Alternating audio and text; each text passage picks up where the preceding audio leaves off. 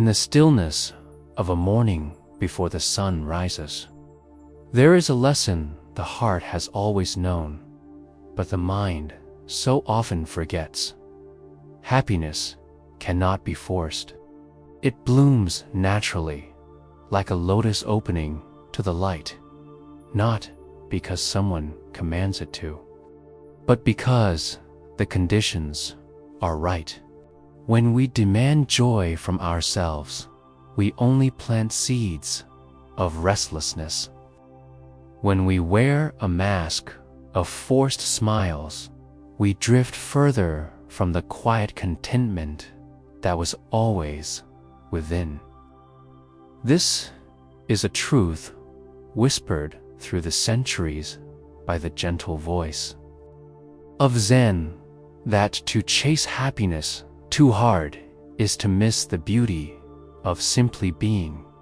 Long ago, in the ancient lands of India, a young prince named Siddhartha Gautama walked away from the luxury of his palace.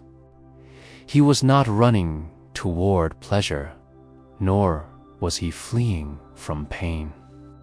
He was searching for the root of human suffering and the way beyond it. He wandered forests, sat beneath trees, and listened to the wind move through the branches. He saw beggars and kings alike longing for the same thing, a peace that could not be bought or stolen, only realized. And when enlightenment touched his mind under the Bodhi tree, he understood suffering comes not from life itself, but from the mind's desperate clinging to joy, to sorrow, to what we wish would stay, to what we wish would go. In those early days, his teachings spread from village to village, not as rigid commandments, but as invitations to see clearly. There was no demand to always feel good, no judgment for sadness or anger, only a reminder to meet each moment as it is. From India, the teachings flowed like rivers into Sri Lanka, China, Japan, Tibet, and beyond. And in each land, Buddhism took root in its own way, in the meditative halls of Zen temples, in the soft chanting of Tibetan monks, in the golden pagodas of Southeast Asia. Everywhere it went, the heart of the teaching remained the same: to live awake, to live compassionate, and to understand that clinging, even to happiness, leads to suffering. Today, across the world, millions still walk the path of the Buddha. In monasteries, the day begins before dawn with the ringing of a bell. Monks and nuns rise in silence, wash their faces in cool water, and gather for chanting, their voices weaving together in ancient verses of gratitude and peace. Lay Buddhists, those living outside temple walls, often start their mornings with offerings: a bowl of rice for the altar, a flower for the Buddha, a few moments of mindful breathing before the rush of the day. The practices are not about feeling good all the time. They are about seeing clearly, acting kindly, and holding life with both courage and gentleness. At the core of it all are principles so simple, yet so powerful, they can transform a life. Compassion, the willingness to see another's suffering as your own, and to respond with care. Love and kindness, not just toward those you cherish, but toward strangers, toward enemies, and toward yourself. Right mindfulness, the art of truly being here without losing yourself in the storms of thought. Non-attachment, the freedom that comes when you stop gripping so tightly to how you think life should be. And here is where the Zen reminder lives. You do not need to force happiness. Happiness, like a bird, comes to rest on your shoulder when you stop trying to trap it. In the rush of modern life, we are told to stay positive at all costs, to push away discomfort, to silence our sadness, to paste smiles over our wounds. But Buddhism teaches something far gentler. Let sadness be sadness, joy be joy, fear be fear. Feel them, see them, and let them pass as all things do. In today's society, where images of perfect lives shine from every screen, this teaching is more relevant than ever. We live in a time where people chase happiness as if it were a finish line, a prize to be seized. But happiness is not a destination. It is the fragrance that rises when you walk the path of awareness, kindness, and acceptance. When we stop forcing ourselves to feel a certain way, we open the door to a deeper peace, one that does not vanish when life becomes difficult. So, if today you are tired, be tired. If you are sad, be sad. Do not fight yourself. Instead, sit quietly, breathe deeply, and remember the Buddha's simple truth. Life will change. This moment, too, will pass. The sun does not struggle to rise, nor does the moon force itself to shine.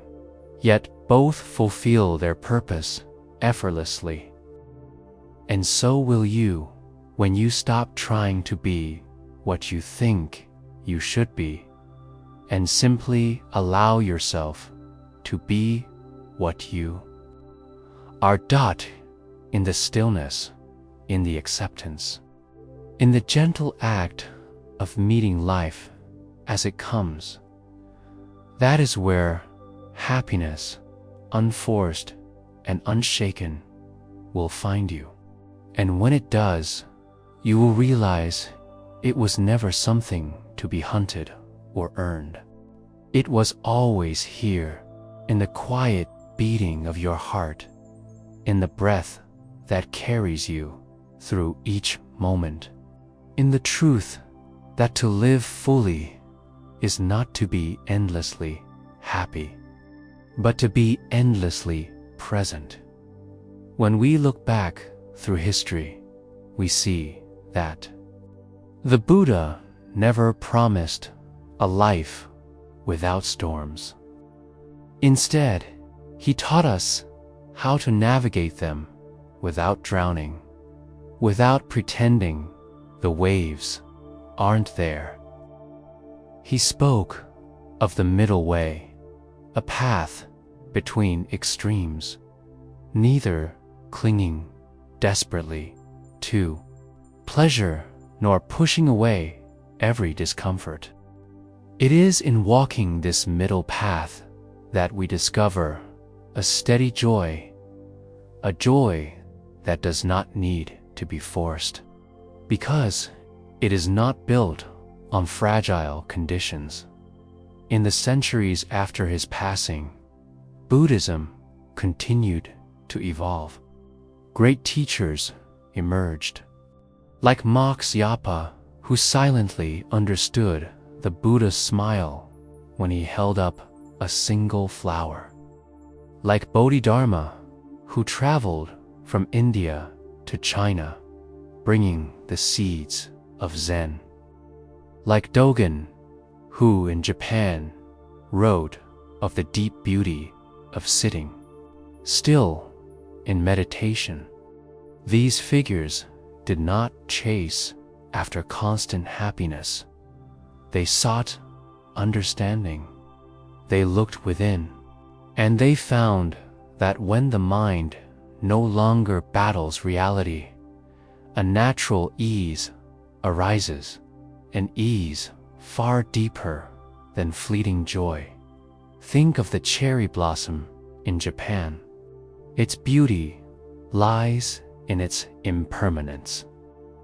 If we forced the blossoms to stay forever, they would lose their wonder. So it is with our emotions.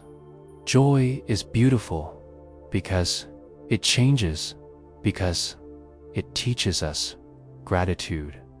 Sadness is meaningful because it deepens our compassion. Trying to force happiness is like trying to hold onto the blossom. It only crushes what was once perfect in its own way. Modern practitioners of Buddhism, whether in temples or in busy cities, still honor these truths in their daily lives. They bow before statues not because the Buddha is a god, but as a sign of humility, a reminder to step beyond the ego's demands. They meditate not to feel good every time, but to sit with whatever is there, a restless mind, a heavy heart, or a quiet joy. They chant ancient sutras not as empty rituals, but as living reminders that everything is connected and everything changes. Even outside traditional practice, Buddhist philosophy has quietly entered modern culture. Mindfulness programs in schools and workplaces teach people to pause, breathe, and observe without judgment. Therapists borrow wisdom from Buddhist teachings to help people accept emotions instead of fighting them. Books and films share Zen stories that remind us the most profound answers are often the simplest. But here is the caution. When mindfulness and Buddhism are turned into quick fixes for constant happiness, we lose their essence. They are not about escaping pain or chasing pleasure. They are about opening to the whole spectrum of life. The Zen reminder is not be happy all the time, but be here all the time. For it is in being here, fully present, that happiness has space to arrive on its own. And when it comes, you will not need to clutch at it. You will simply smile, knowing it will go as gently as it came. And that is perfectly all right. For another moment, another feeling, another breath will follow. And in each, there is the quiet miracle of being alive. There is a soft truth that Zen whispers to those who will listen. Life does not need to be polished to shine. The mind believes happiness is something to be manufactured, a constant state to be maintained through effort and control. But the more we try to sculpt our emotions into the perfect shape, the more we distort them. A river flows because it is free to move. Dam it up, and the water grows stagnant. Our hearts are the same. They breathe when we allow them to feel without judgment. In the Buddha's time, people came to him from all walks of life: farmers burdened by hardship, merchants chasing wealth, monks seeking peace, even kings unsure of their power. He listened without rushing to offer easy comfort. He never told them to just be happy. Instead, he invited them to see the nature of their suffering. He likened it to an arrow. The first arrow is life's inevitable pain. The second arrow is the suffering we create by resisting that pain, wishing it were not there. We cannot always remove the first arrow: illness, loss, change, but we can choose not to shoot the second one in Zen practice. This is mirrored in the act of Zazen, sitting meditation. You sit with the rise and fall of your breath, the restlessness in your legs, the wandering of your mind. You do not push these things away, nor do you cling to the rare moments of deep stillness.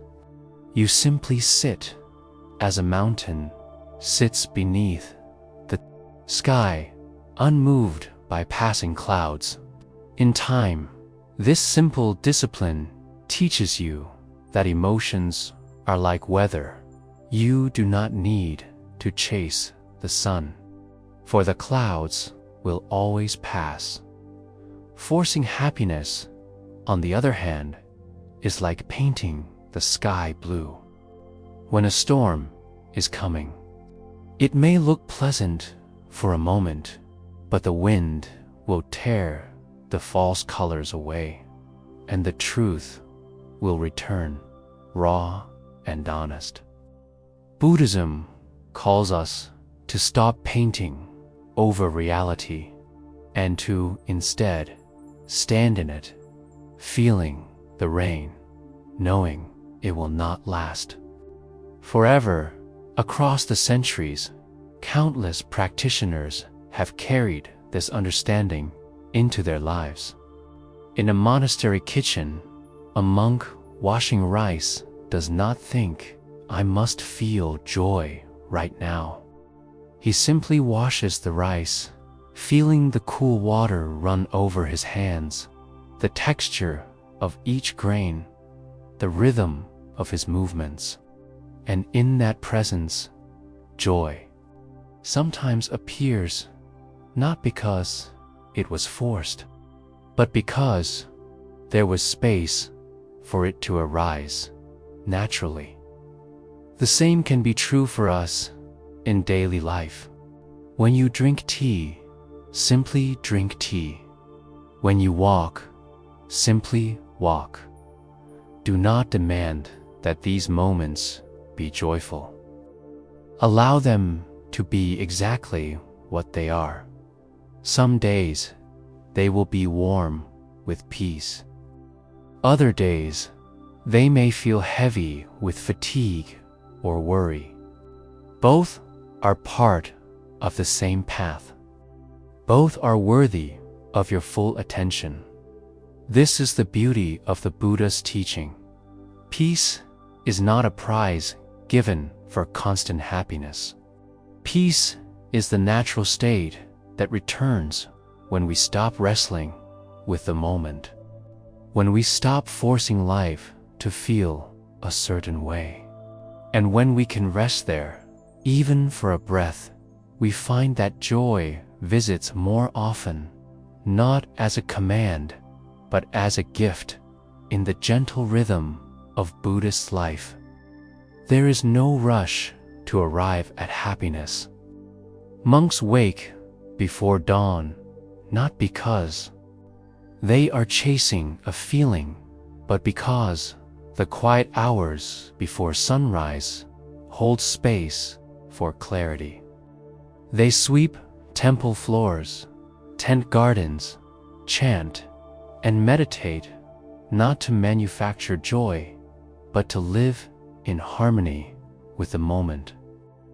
This harmony is a kind of happiness that cannot be forced, because it is not tied to how we feel in a single instant. It is the contentment of knowing we are walking with life, not against it. The Buddha spoke often of impermanence, that everything, from the grandest palace to the smallest breath, is in motion. When we accept this, we stop clinging so tightly. We stop telling ourselves, I must always be happy, and if I am not, I have failed. In truth, a life of constant happiness would be as unnatural as a sky that never changes. Without night, how would we know day? Without sorrow, how could we truly taste joy? Zen masters often teach this through simple stories. One such story tells of a monk who, when asked how he found peace, replied, "When I am hungry, I eat. When I am tired, I sleep." The questioner laughed, thinking the monk was joking. But the monk smiled and said, "Most people, when they are hungry, think of 100 things they want. When they are tired, they worry about tomorrow. That is why they cannot find peace." The monk's peace was not in chasing happiness. It was in living fully in the truth of each moment. Modern life often makes this difficult. We are surrounded by messages telling us to be positive at all times, to fix our emotions, to hide discomfort behind a smile. But Buddhism offers a softer way, one that does not shame you for your pain, nor demand that you wear joy like a uniform. It invites you to sit with what is real. If there is happiness, feel it deeply. If there is sorrow, honor it gently. And when either fades, let it go, just as the tide returns to the sea. In this way, forcing happiness becomes unnecessary. Instead of trying to hold joy in a tight fist, you let it rest in an open palm. Some days it will linger, other days it will drift away. But your peace will remain because it is not dependent on joy staying. It is rooted in your acceptance of life as it is. This is why Buddhists speak of the path rather than the destination. The journey itself is the practice. Each breath, each step, each moment of awareness. When we walk this way, we begin to see that happiness was never something to be hunted down. It is the natural fragrance of a life lived with mindfulness, compassion, and acceptance. And when you understand this, you no longer need to ask, "Am I happy right now?" Instead, you simply live, and in living, you discover that joy visits often when it is given the freedom to come and go. There is a quiet relief that comes when you finally stop chasing happiness as if it were a prize at the end of the road. You begin to see that the road itself, with its sunlight and shadows, its smooth stretches and rough stones, is what makes life full. The Buddha's teaching was never about escaping this road. It was about walking it with eyes open, heart steady, and steps gentle. In Buddhist thought, compassion and loving kindness are not emotions we force upon ourselves. They grow naturally when we stop being at war with reality. When you are no longer struggling to feel good at all costs, you have more space to notice others, to see their joys, their sorrows, their humanity. And in seeing them, your heart softens, creating the very conditions in which happiness can quietly arise. This is why forcing happiness brings suffering, because it turns life into a performance, a constant pressure to appear a certain way. It cuts us off from authenticity, from the raw beauty of what is actually happening right now. Zen invites us to do the opposite, to meet reality without disguise, without demand, to drink tea when drinking tea, to cry when crying, to laugh when laughing, and to let each of these be complete in itself without needing to turn into something else. In today's world, this might mean pausing before you scroll through another wave of perfect images online.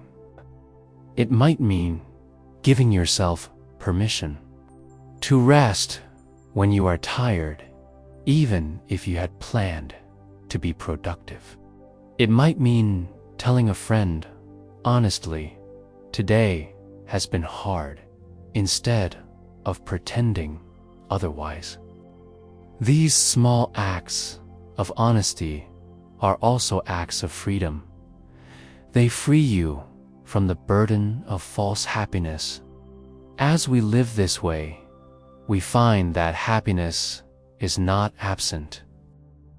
It is simply quieter, subtler, more genuine.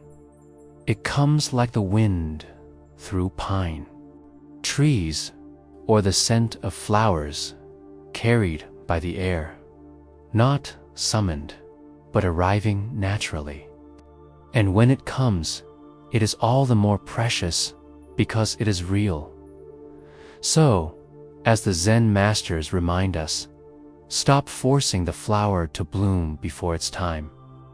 Tend to the soil of your life with awareness, kindness, and patience. Water it with compassion. Let the seasons come and go, and trust that blossoms will appear when the conditions are right. When they do, you will know that they are not here because you demanded them. They are here because you allowed life to unfold in its own way. And in that moment, you will understand the quiet truth the Buddha saw under the Bodhi tree, that the deepest happiness is not something we create. It is something we uncover when we finally stop trying so hard to find it.